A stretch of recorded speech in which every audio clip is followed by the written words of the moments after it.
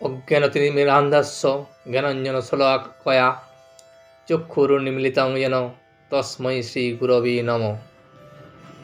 ঠাকুর ও মায়ের চরণে শতকোটি প্রণাম জানিয়ে আজকের পাঠ শুরু করব। আজ আমরা পাঠ করব ষোড়শ খণ্ডের প্রথম পরিচ্ছেদ।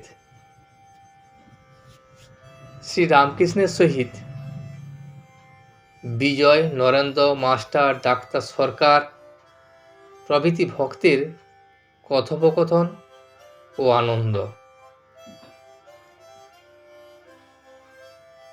ঠাকুরের অসুখের অবস্থা জানাইতে ডাক্তার সকাশে মাস্টার। ঠাকুরের অবস্থা কিরূপ আছে সেজন্য মাস্টার ডাক্তারকে জানাইতে গেছেন, তাই আজ বর্ণনা করব। আজ রবিবার 10ই কার্তিক, কৃষ্ণা দ্বিতীয়া, 25শে অক্টোবর 1885। শ্রী রামকৃষ্ণ কলিকাতাস্থ শ্যামপুকুরের বাড়িতে অবস্থান করিতেছেন। গলার পীড়া চিকিৎসা করাইতে আসিয়াছেন। আজকাল ডাক্তার সরকার দেখিতেছেন। 25শে অক্টোবর 1885 সালের কৃষ্ণা দ্বিতীয়া তিথির 10ই কার্তিক ঠাকুর শ্যামপুকুরের বাড়িতে আসিয়াছেন। সেখানে ঠাকুরের গলায় যে ক্যান্সার হয়েছে তার চিকিৎসা করাইবেন এবং ডাক্তার সরকার ঠাকুরের চিকিৎসা করিতেছেন। ডাক্তারের কাছে পরমহংসদেবের অবস্থা জানাইবার জন্য মাস্টারকে প্রত্যহ পাঠানো হইয়া থাকে। আজ সকালে বেলা 6টার সময় তাহাকে প্রণাম করিয়া মাস্টার জিজ্ঞাসা করিলেন, আপনি কেমন আছেন? শ্রীরামকৃষ্ণ বলিতেছেন, ডাক্তারকে বলবে শেষ রাত্রে এক মুখ জল হয়, কাশি আছে ইত্যাদি। জিজ্ঞাসা করবে নাইব কি না। মাস্টার প্রতিদিন আসেন ঠাকুরের সংবাদ লইয়া, সে সংবাদ ডাক্তারের কাছে পৌঁছে দেন। পরমহংসদেব কেমন আছেন সেই খবরটা ডাক্তারকে পৌঁছান মাস্টার। সেদিন 6টার সময় মাস্টার আসিয়া ঠাকুরকে জিজ্ঞাসা করলেন, আপনি কেমন আছেন? ঠাকুর বলিলেন, মুখ দিয়ে এক মুখ শেষ রাত্রে জল উঠে এবং কাশি হয়। আজ স্নান করব কি না সে কথাটা ডাক্তারকে জিজ্ঞাসা করিবে। মাস্টার 7টার পর ডাক্তার সরকারের সঙ্গে দেখা করিলেন ও সমস্ত অবস্থা বলিলেন। ডাক্তারের বৃদ্ধ শিক্ষক ও 2-1 বন্ধু উপস্থিত ছিলেন। ডাক্তার বৃদ্ধ শিক্ষককে বলিতেছেন, মহাশয়, রাত 3টে থেকে পরমহংসের ভাবনা আরম্ভ হয়েছে, ঘুম নাই, এখনো পরমহংস চলছে। যখন মাস্টার ডাক্তারের সঙ্গে দেখা করতে গেলেন সেই সময় ডাক্তার তার 2 বন্ধু এবং একজন শিক্ষক তাদের সঙ্গে কথাবার্তা বলছেন এবং মাস্টারকে দেখিয়া তিনি তাদেরকে বললেন যে এই পরমহংসদেবের জন্য রাত 3টা থেকে আমার ঘুম নাই এবং এখন 8টা বাজে, এখন পর্যন্ত সেই চিন্তায় আমি আছি এবং সেই আলোচনায় চলছে। ডাক্তার একজন বন্ধু ডাক্তারকে বলিতেছেন, মহাশয়, শুনতে পাই পরমহংসকে কেউ কেউ অবতার বলে, আপনি তো রোজ দেখছেন, আপনার কি বোধ হয়?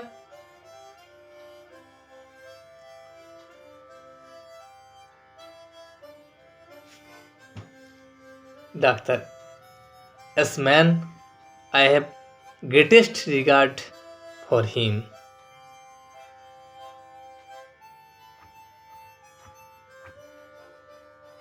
তিনি একজন মানুষ এবং যতদূর সম্ভব ভক্তি আছে। মাস্টার ডাক্তারের বন্ধুকে বললেন, ডাক্তার মহাশয়, তাকে অনুগ্রহ করে অনেকে দেখছেন। ডাক্তার বললেন তখন, অনুগ্রহ?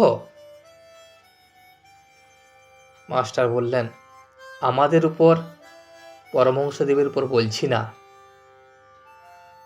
যিনি অনুগ্রহ করছেন তিনি আমাদের উপর করছেন অনুগ্রহ, আমাদের উপর অনুগ্রহ করে তাকে দেখছেন, কিন্তু ঠাকুরের কথা এখানে বলছি না। ডাক্তার বললেন, তা নয় হে, তোমরা জানো না আমার অ্যাকচুয়াল লস হচ্ছে। রোজ রোজ 2-3 কলে যাওয়া হচ্ছে না, তার পরদিন আপনি রোগীদের বাড়ি যায় আর ফিল হয় না। আপনি গিয়ে ফি নেব কেমন করে? যখন রোগীরা আমাকে কল দেয় সেই সময় আমি যেতে সময় পাই না, ঠাকুরের কাছে আমার সময় কেটে যায়, এবং যখন আমি তার পরদিনে নিজে নিজে যাই তখন আর ফি নিতে পারি না, সেই জন্য আমার এখন লস হচ্ছে। শ্রীযুক্ত মহিম চক্রবর্তীর কথা হইল। শনিবার যখন ডাক্তার পরমহংসদেবকে দেখিতে যান তখন চক্রবর্তী উপস্থিত ছিলেন। ডাক্তারকে দেখিয়া তিনি শ্রীরামকৃষ্ণকে বলিয়াছিলেন, মহাশয়, আপনি ডাক্তারের অহংকার বাড়াবার জন্য রোগ করেছেন। মহিম চক্রবর্তী ভেবেছিলেন যে ঠাকুর ইচ্ছা করে নিজের রোগ নিজে সারান না, ঠাকুর যদি ইচ্ছা করেন তার নিজের রোগ নিজেই সারিয়ে দিতে পারেন। ঠাকুর শুধু শুধু ডাক্তারকে এখানে আনছেন ডাক্তারের অহংকার বাড়ানোর জন্য, কিন্তু তিনি জানেন না কথাটা ঠিক নয়। মাস্টার ডাক্তারকে বললেন, মহিম চক্রবর্তী আপনার এখানে আগে আসতেন, আপনি বাড়িতে ডাক্তারি সায়েন্সের লেকচার দিতেন, তিনি শুনতে আসতেন। ডাক্তার বললেন, বটে, লোকটার কি লোকটার গুণ আছে, দেখলে আমি নমস্কার করলাম অ্যাজ গডস লোয়ার থার্ড। আর ঈশ্বরের ভিতর তো সত্য রজ তম সব গুণই আছে। ও কথাটা মার্ক করেছিলে? আপনি ডাক্তারের অহংকার বাড়াবার জন্য রোগ করে বসেছেন। মাস্টার বললেন, মহিমা চক্রবর্তী বিশ্বাস যে পরমহংসদেব মনে করলে নিজে ব্যারাম আরাম করতে পারেন।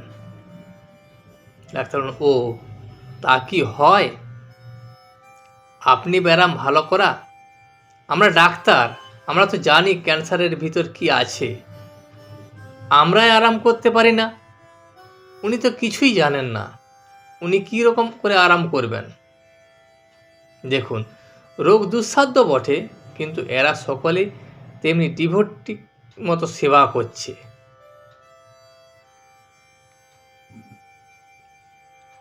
শ্রীরামকৃষ্ণ সেবকবৃন্দ। মাস্টার ডাক্তারকে আসিতে বলিয়া প্রত্যাগমন করিলেন। খাওয়া দাওয়ার পর বেলা 3টার সময় আবার শ্রীরামকৃষ্ণকে দর্শন করিয়া সমস্ত নিবেদন করিলেন। ডাক্তার আজ বড় অপ্রতিভ করেছেন। যখন ডাক্তারের সঙ্গে মাস্টারের সমস্ত কথা হলো, কথা হওয়ার পর মাস্টার সেখান থেকে বিদায় নিয়ে চলে এলেন।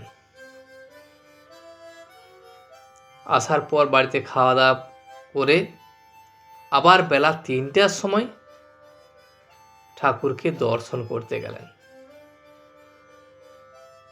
তিনি ঠাকুরকে যেয়ে বললেন, যে ডাক্তার আজ বড় অপ্রতিভ করেছেন। ঠাকুর বললেন, কি হয়েছে? মাস্টার বললেন, আপনি হতভাগা ডাক্তারদের অহংকার বাড়াবার জন্য রোগ করে বসেছেন, এ কথা কাল শুনে গিয়েছিলেন। ঠাকুর যখন জিজ্ঞাসা করলেন মাস্টারকে, কেন, কিসে অপ্রতিভ হলো, তখন মাস্টার বললেন, আপনি নাকি ডাক্তারদের অহংকার বাড়াবার জন্য রোগ করে বসে আছেন। ডাক্তার এ কথা কাল এখান থেকে শুনে গেছে। ঠাকুর বললেন, কে বলেছিল? মাস্টার বললেন, মহিমা চক্রবর্তী। ঠাকুর বললেন, তারপর? মাস্টার বললেন, তা মহিমা চক্রবর্তীকে বলে তমগুণী ঈশ্বর, যার মধ্যে খুব অহংকার আছে, অহংকারী ব্যক্তি। এখন ডাক্তার বলছেন ঈশ্বরের সব গুণ, 3 গুণই ঈশ্বরে আছে, ঈশ্বরের মধ্যে সত্য, রজ, তম। ঠাকুর হাসিতে লাগলেন। আবার আমায় বললেন, রাত 3টের সময় ঘুম ভেঙে গেছে, আর পরমহংসের ভাবনা। বেলা 8টার সময় বলেন এখনো পরমহংস চলছে। আপনার কথা ভেবে ভেবে ডাক্তারের রাত 3টে থেকে ঘুম নাই। রাত 3টের সময় ডাক্তারের ঘুম ভেঙে যাওয়ার পর তখন থেকে ডাক্তার আপনার কথা চিন্তা করছে, এবং যখন 8টা বাজছে সেই সময়ও আপনাকে নিয়ে আলোচনা চলছে, তখনও সে আপনার কথা ভাবছে। ঠাকুর তখন হাসিতে হাসিতে বলিলেন, ও ইংরাজি পড়েছে, ওকে বলবার জন্য নয়, আমাকে চিন্তা করো, তা আপনি করছে। ঠাকুর তখন মাস্টারকে বলিলেন, ডাক্তার তো ইংরেজি পড়েছে, সেই জন্য ওকে বলতে পারি না যে আমার কথা চিন্তা করো। আমি না বললেও সে নিজে নিজেই আমার কথা সে চিন্তা করছে। তখন মাস্টার আবার বলেন, as man I have the greatest regard for him। এর মানে এই, আমি তাকে অবতার বলি না, কিন্তু মানুষ বলে যতদূর সম্ভব ভক্তি আছে। আমি মানুষ বলেই তাকে ভাবি, আমি অবতার বলে তাকে ভাবি না, কিন্তু তার যে ঈশ্বর প্রতি ভক্তি, ঈশ্বর প্রতি প্রেম, সে ভক্তি অনেক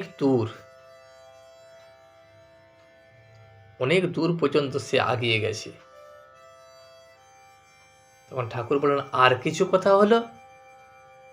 মাস্টার বললেন, আমি জিজ্ঞাসা করলাম, আজ ব্যারামের কি বন্দোবস্ত হবে? ডাক্তার বললেন, বন্দোবস্ত আর কি, আমার মাথা আর মুন্ডু, আবার যেতে হবে, আর কি বন্দোবস্ত? মাস্টার যখন ডাক্তারকে জিজ্ঞাসা করলেন যে অসুখের কিছু বন্দোবস্ত হবে কি আজ, তখন ডাক্তার বললেন, কি আর হবে, আমার মাথা মুন্ডু হবে। আমি যদি না যাই তাহলে চিকিৎসাটা হবে কি করে, আমায় যেতেই হবে, আমি যে বন্দোবস্ত সব করব। আরও বললেন, তোমরা জানো না যে আমার কত টাকার ওই লোকসান হচ্ছে, 2-3 জায়গায় রোজ যেতে সময় হয় না।